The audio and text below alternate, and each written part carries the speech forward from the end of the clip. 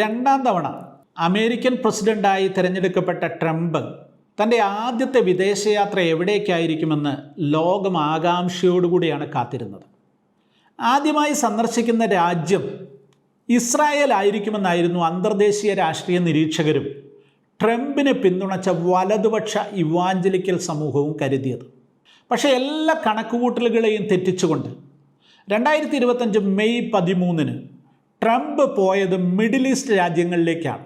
എണ്ണപ്പണം കൊണ്ട് കൊഴുത്ത് വെട്ടിത്തിളങ്ങുന്ന Qatar, ഭ്രമിപ്പിക്കുന്ന Dubai, അത്താഴ സൽക്കാരങ്ങൾ നിറഞ്ഞ സൗദി അറേബ്യ, ട്രംപും പരിവാരങ്ങളും ഗൾഫ് രാജ്യങ്ങളുടെ ആവേശകരമായ സൽക്കാരങ്ങൾ സ്വീകരിച്ച് മടങ്ങിപ്പോയി. സാധാരണ അമേരിക്കൻ പ്രസിഡന്റുമാർ മിഡിൽ ഈസ്റ്റ് രാജ്യങ്ങളിലേക്ക് സന്ദർശനം നടത്തുമ്പോൾ ആദ്യമോ അവസാനമോ ഇസ്രായേലിലൊന്ന് ടച്ച് ചെയ്തിട്ടായിരിക്കും അവർ പോകുന്നത്. ട്രംപ് ആ പതിവും തെറ്റിച്ചു. അദ്ദേഹം ഇസ്രായേലിലേക്കൊന്ന് തിരിഞ്ഞു നോക്കി പോലുമില്ല. എന്തുകൊണ്ടാണ് ട്രംപ് ഇത്തവണ ഇസ്രായേലിനെ ഒഴിവാക്കിയത്? നമുക്ക് പരിശോധിക്കാം. അതിലേക്ക് കടക്കുന്നതിന് മുമ്പ് ഒരു കാര്യം പറയട്ടെ. ഈ ചാനൽ നിങ്ങൾ പതിവായി കാണുന്നുണ്ടെങ്കിൽ ചാനൽ സബ്സ്ക്രൈബ് ചെയ്യുക. നിങ്ങൾക്ക് ഇഷ്ടപ്പെടുന്ന വീഡിയോകൾ നിങ്ങളുടെ സ്നേഹിതർക്ക് ഷെയർ ചെയ്യുക. അത് ഞങ്ങൾക്കൊരു അനുഗ്രഹമായിരിക്കും. ട്രംപിൻ്റെ ഇത്തവണത്തെ മിഡിൽ ഈസ്റ്റ് യാത്രയുടെ ശ്രദ്ധേയമായ കാര്യങ്ങൾ എന്തൊക്കെയാണ്? ഏറ്റവും പ്രധാനം ബിസിനസ് ഫാക്ട്സ് ആണ്. പതിവ് രാഷ്ട്രീയക്കാർക്ക് ചിന്തിക്കുവാൻ പോലും സാധിക്കാത്തത്ര മികച്ച ബിസിനസ്സുകാരനാണ് ട്രംപ്. ഈ യാത്രയിൽ അദ്ദേഹം ശതകോടികളുടെ ബിസിനസ്സാണ് അമേരിക്കൻ കമ്പനികൾക്ക് വേണ്ടി നേടിയെടുത്തത്. ട്രംപ് ആഗ്രഹിച്ചത് അമേരിക്കയുടെ ഒരു പരമ്പരാഗത ക്ലാസിക്കൽ നയതന്ത്ര വിദേശ ബന്ധങ്ങളൊന്നുമല്ല. ഇതൊരു പുതിയ ഡീലിംഗ് ഡിപ്ലോമസിയാണ്. ശുദ്ധമായി പറഞ്ഞാൽ നല്ല ബിസിനസ്. അദ്ദേഹം നേടിയെടുത്തതിൻ്റെ കണക്കുകളൊന്ന് പരിശോധിക്കാം.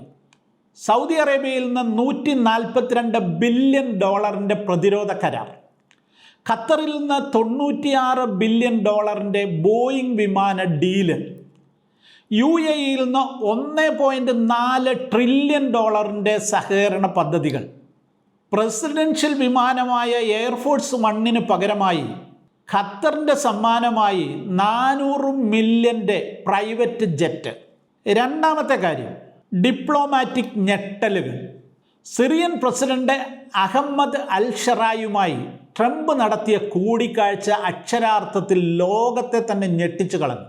മാസങ്ങൾക്ക് മുൻപ് വരെ $10 മില്യൺ തലയ്ക്ക് വിലയിട്ടിരുന്ന കൊടും ഭീകരനുമായി അമേരിക്കൻ പ്രസിഡന്റ് കൈകൊടുത്തപ്പോൾ ട്രംപിൻ്റെ ഇസ്ലാം ഭീകരതയോടുള്ള നിലപാട് കീഴ്മേൽ മറിഞ്ഞത് ലോകം കണ്ടു. സിറിയക്കെതിരായ ഉപരോധങ്ങൾ മുഴുവൻ നീക്കാമെന്ന് ട്രംപ് വാഗ്ദാനം ചെയ്തതിന് സിറിയൻ പ്രസിഡന്റ് നന്ദിയുള്ളവനായിരിക്കുന്നെന്ന് മറുപടി പറഞ്ഞു.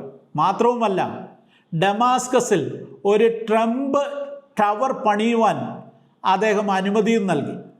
മൂന്നാമത്തെ കാര്യം രഹസ്യ കൂടിക്കാഴ്ചകളും അത് സംബന്ധമായ വിവാദങ്ങളും. ഹമാസുമായി ഒരു നല്ല രഹസ്യ ഇടപാട് നടത്തി. ഹമാസ് ബന്ദിയാക്കിയിരുന്ന ഏഡൻ അലക്സാണ്ടർ എന്ന US പൗരൻ, അദ്ദേഹം ഇസ്രായേൽ പൗരൻ കൂടെയാണ്, ഹമാസിൻ്റെ പിടിയിൽ നിന്ന് ഇസ്രായേൽ അറിയാതെ മോചിപ്പിച്ചു. ട്രംപ് നടത്തിയ ഒരു ബാക്ക് ചാനൽ നെഗോസിയേഷനിലൂടെയാണ് ഇത് സാധ്യമാക്കിയത്. മറ്റൊരു കാര്യം ഹൂത്തികളുമായി ഉണ്ടാക്കിയ കരാറാണ്. യമനിലെ ഹൂത്തി വിമതർക്കായി ട്രംപ് നടത്തിയ ഒരു സ്വകാര്യ കരാർ. അമേരിക്കയുടെ കപ്പലുകളെ ഇനി അവർ ആക്രമിക്കത്തില്ല, എന്നാൽ ഇസ്രായേലിൻ്റെ കപ്പലുകളെ ആക്രമിക്കും. അല്ലെങ്കിൽ ഇസ്രായേലുമായി ബന്ധപ്പെട്ട ഒരു കാര്യവും അതിൽ പരാമർശിക്കുന്നില്ല കരാറിൽ. ഇവർ തമ്മിൽ ഈ കരാർ ഉണ്ടാക്കിയതിൻ്റെ തൊട്ടടുത്ത ദിവസം ഇസ്രായേലിൻ്റെ ബെൻഗൂരിയോൺ വിമാനത്താവളത്തിലേക്ക് ഹൂത്തികൾ മിസൈൽ അയച്ച് ഈ കരാർ ആഘോഷമാക്കി. നാലാമത്തെ കാര്യം ട്രംപിൻ്റെ ഇത്തവണത്തെ യാത്രകളെക്കുറിച്ചുള്ള ആശങ്കകളും പ്രതികരണങ്ങളും എന്തൊക്കെയാണ്? ഇസ്രായേൽ ഇതിനോട് വളരെ ബുദ്ധിപൂർവമാണ് പ്രതികരിച്ചത്. നെതന്യാഹു പറഞ്ഞു, അമേരിക്കയുടെ പിന്തുണ ഞങ്ങൾക്ക് ഇപ്പോഴുമുണ്ട്, അതിനൊന്നും ഒരു മാറ്റവുമില്ല. എന്നാൽ ഇസ്രായേൽ മീഡിയ കുറച്ചുകൂടെ തെളിച്ച് കാര്യങ്ങളെ പറയുവാൻ ശ്രമിച്ചു. അവർ പറഞ്ഞു, ട്രംപ് ഇസ്രായേൽ ഉണ്ടാക്കിയ വളയത്തിന് പുറത്തുകൂടെ ചാടാൻ ശ്രമിക്കുന്നുവെന്ന്. അമേരിക്കൻ രാഷ്ട്രീയ വിദഗ്ധർ ഇതിനെക്കുറിച്ച് പറയുന്നത് മിഡിൽ ഈസ്റ്റുമായുള്ള അമേരിക്കയുടെ ബന്ധത്തിന് ഇനി ഇസ്രായേൽ ഒരു അനിവാര്യ പങ്കാളി അല്ലെന്നാണ്. ഇങ്ങനെ നിരവധി കാര്യങ്ങൾ ഈ യാത്രയുമായി ബന്ധപ്പെട്ട് പറയുവാനുണ്ട്.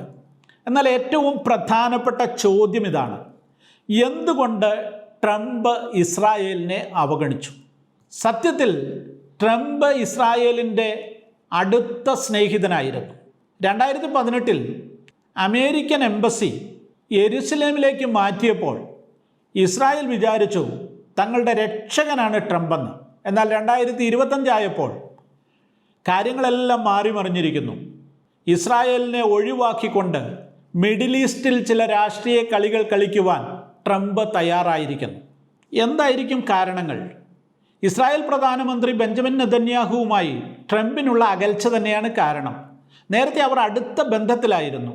എന്നാൽ ബൈഡൻ അധികാരത്തിൽ വന്ന ശേഷം നെതന്യാഹുവും ബൈഡനും തമ്മിലുള്ള ബന്ധം കുറച്ച് ആഴമുള്ളതായി മാറിയപ്പോൾ ട്രംപ് നെതന്യാഹുവിൽ നിന്ന് അകന്നുപോയി എന്നുള്ളതാണ് യാഥാർത്ഥ്യം.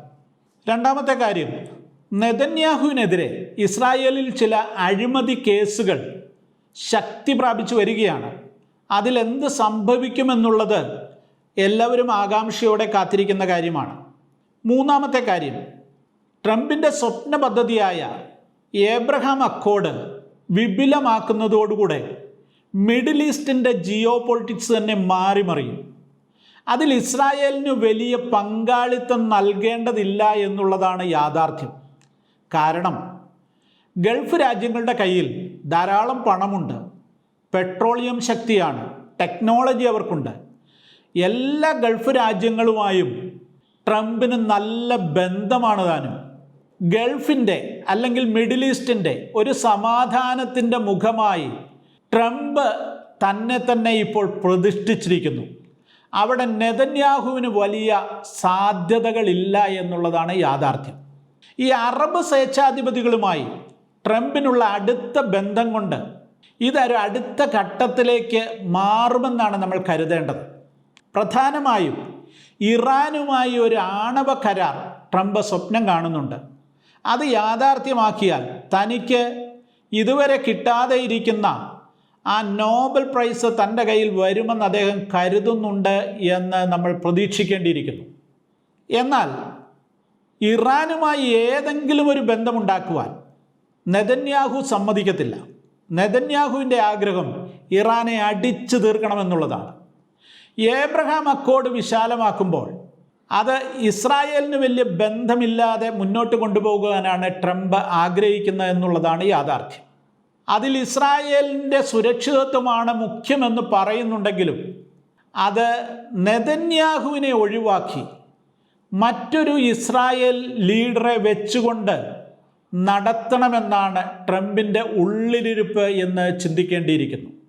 ഇപ്പോഴത്തെ സാഹചര്യത്തിൽ ട്രംപ് ഇസ്രായേലിനെ കൈവിടുന്നു എന്നുള്ള സംശയമാണ് ബലപ്പെടുന്നത്.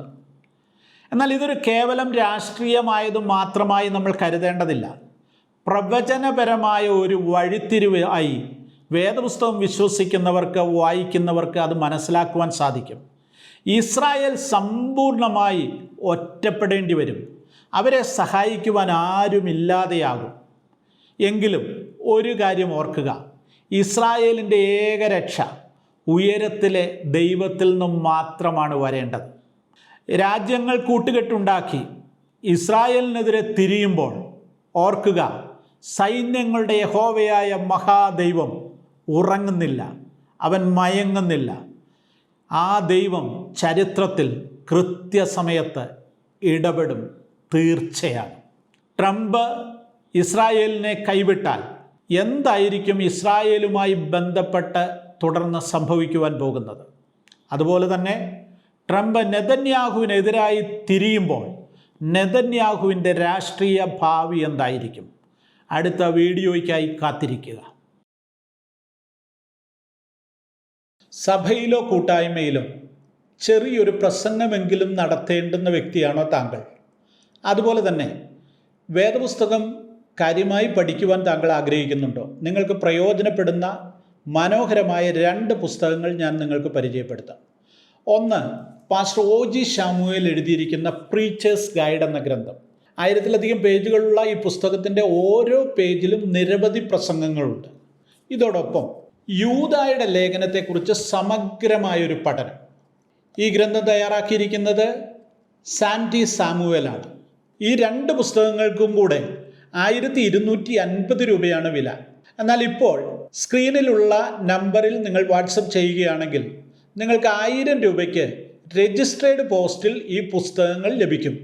പോസ്റ്റേജ് സൗജന്യമാണ്.